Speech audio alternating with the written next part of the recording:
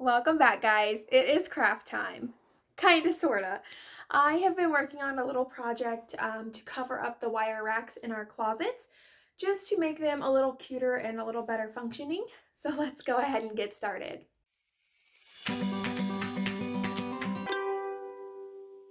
Alright, I'm gonna apologize in advance if there's any type of small echo, and also about my lighting. I'm like literally, just look at me, sitting on my stairs right now because I still can't get into my craft room.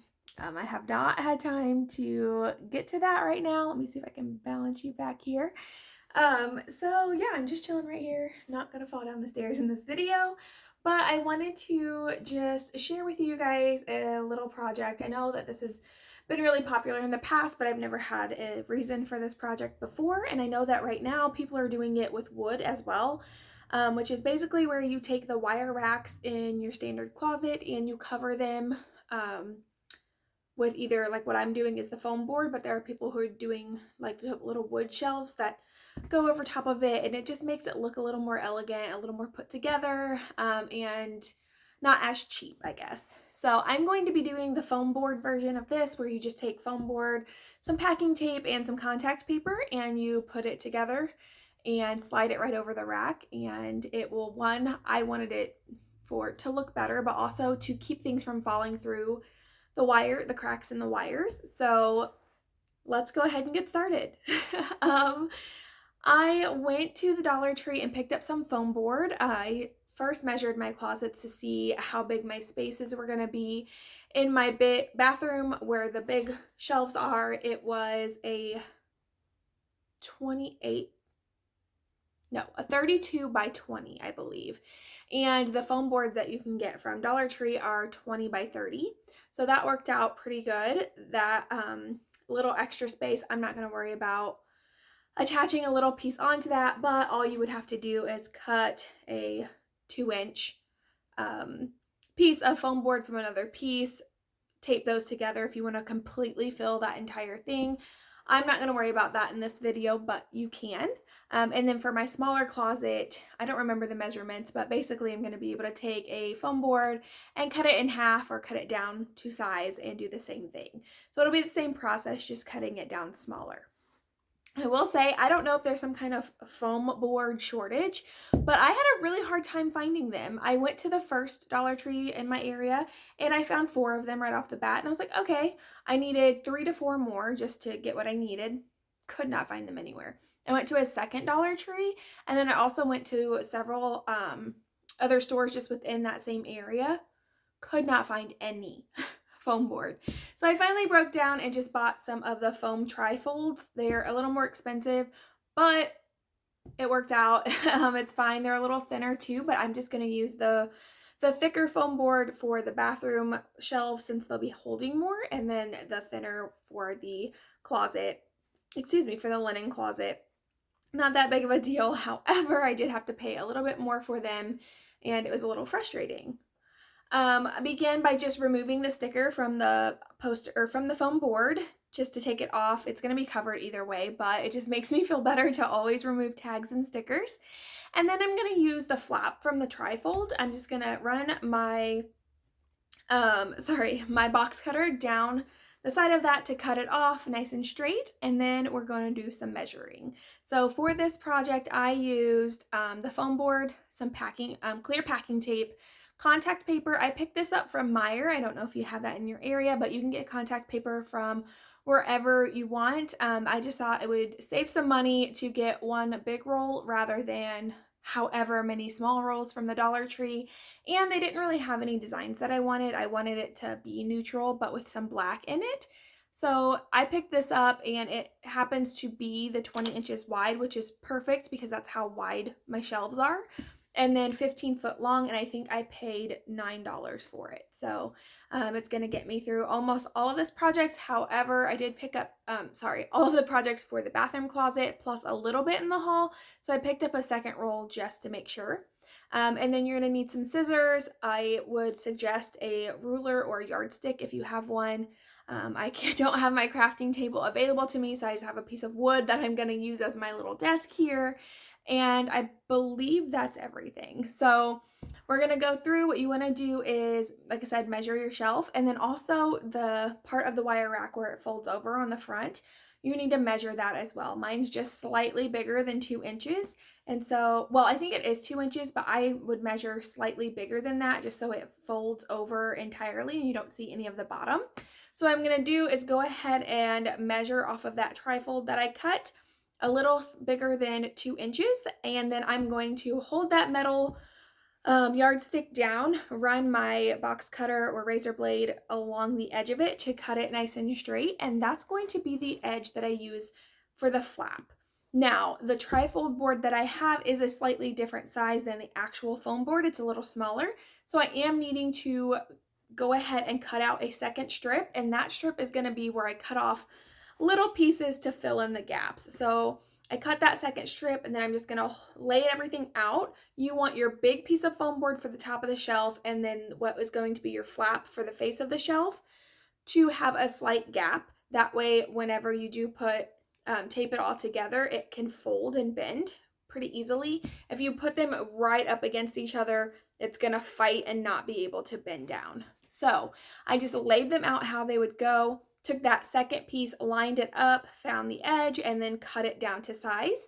Then I'm just going to use some of that clear packing tape, and I'm going to tape those two pieces together. I like to do this while it's laying down so that it's where it's supposed to be. So lay it flat, line it up, lay your tape on top, and then make sure your tape is big enough to where you can fold it all the way around to make it nice and sturdy.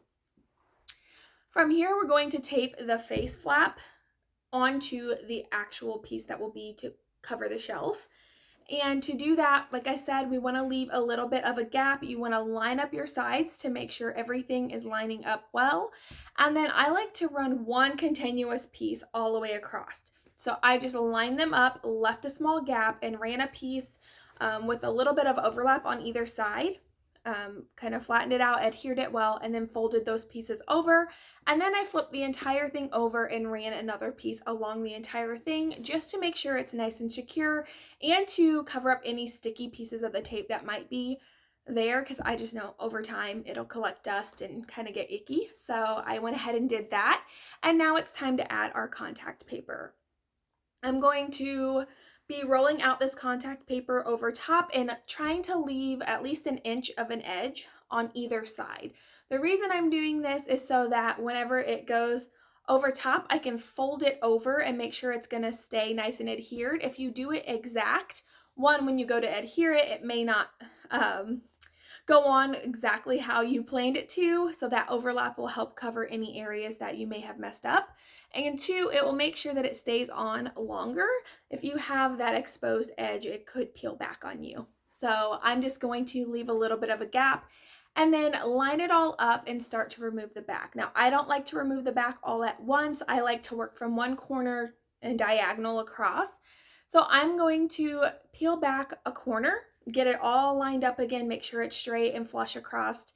And I'm only doing the actual top of the shelf portion, and I'm going to do the flap separate. So I start peeling from the corner, get myself an exposed, and then I stick that down, and then I'm going to just slowly and as flat as possible, like when your arm is underneath that contact paper, keep that contact paper as flat and wrinkle free as possible. Pull it a couple inches at a time. Rub my hand, or if you have a credit card or something flat that you can rub against it to get any air bubbles out. I like to start in the middle and push towards like where you're peeling from. Push towards there and then work your way out to the edges, and that will just help get rid of most of the bubbles and keep it from getting wrinkly. I got a little bit of wrinkles in mine, but they're going to be covered up most of the time anyway, and I don't think anyone's going to be looking at this that closely, so I'm not super worried about it, but just take your time. If you're worried about that, like I said, take your time, make sure that you're rubbing it smooth and just giving yourself the time you need to do it properly. And then I'm just going to do that all the way to the corner, and then once that's done, I cut out a separate section that was pretty much the same as that first section that I did, where it would overlap the board. I cut that down, and then what I'm using this for is to cover all of the flaps that I'm going to make. So I have 4 shelves. So I'm basically going to cut eventually cut 4 sections out of this. Excuse me. So you don't have to make sure that yours lines up.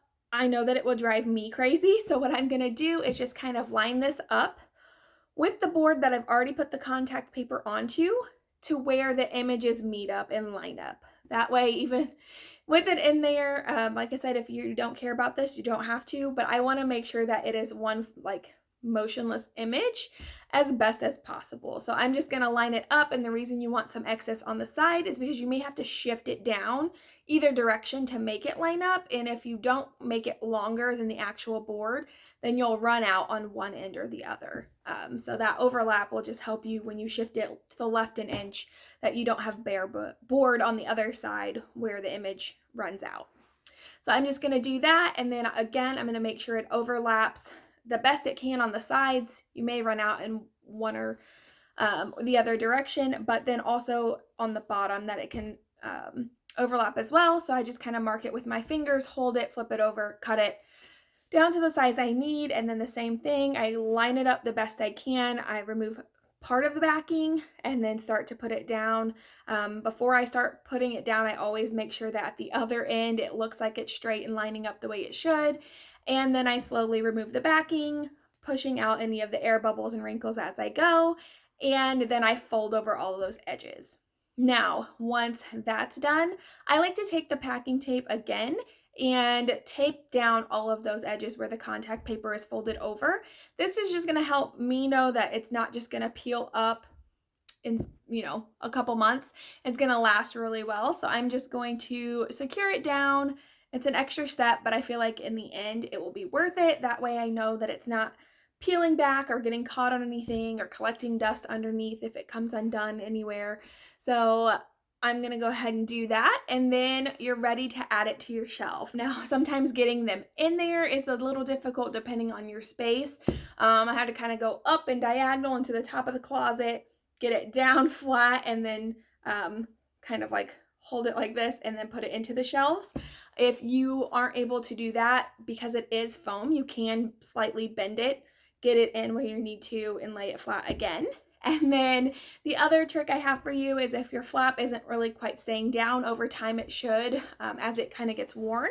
But if it's not, you can put a little bit of tape. Either you can do the trick where you make a loop with the tape so it's sticky on all sides, and you can put it under the flap and stick it down to the wire shelf or like the holder on the shelf, which I apologize, it's really hard to do with one hand over here. Or you can just take a little piece of tape, this is my preferred, slightly overlap it in the top, or I mean in the on the face on the flap, just barely to where you can barely see it, and then just tape it to the wire shelf itself. And what I did is I pushed mine down to where it was actually pinching around one of the little wire pieces and like adhering the tape to the back of the poster board. I really hope that makes sense. I don't know how really to explain it, but yeah, it's super simple and easy, and I feel like it just really does elevate your space. I don't know if I have any other suggestions for you. I'm trying to think through my process real quick. All right, nothing's really coming to mind. So like I said, when you're making that flap, leave a little bit of a gap. That'll help you out because when it does fold over, it needs a little room. If your lines aren't exactly straight, like you'll see in my video, if you saw like the gap, it's kind of like wonky. That doesn't matter because once you cover it with the contact paper, you don't see that, and the tape itself is something the contact paper can stick to. So if you guys have any questions, or I seem to kind of gloss over something that maybe was important, just hit me in the comments below and ask me any questions. I'm kind of out of practice. It feels weird to be doing something crafty again. So trying to get back into the game a little bit.